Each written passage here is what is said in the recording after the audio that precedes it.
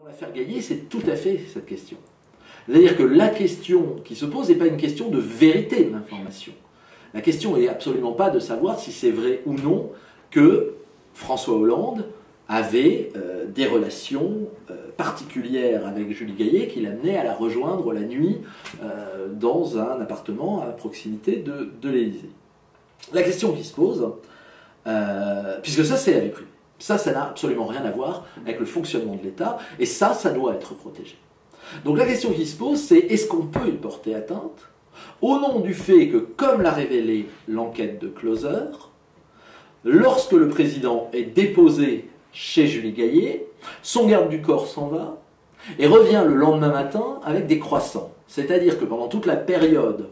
où le président est avec Julie Gaillet, la sécurité du président n'est plus directement assurée.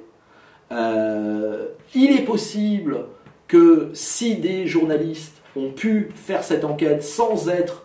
interceptés par les services de sécurité, eh bien des services de renseignement d'autres pays, des services qui ne sont pas nécessairement favorables, en aient profité pour tenter de faire pression sur le chef de l'État, Et donc, est-ce qu'on est ou non dans une situation où les citoyens ont un intérêt à savoir qu'au nom de sa vie privée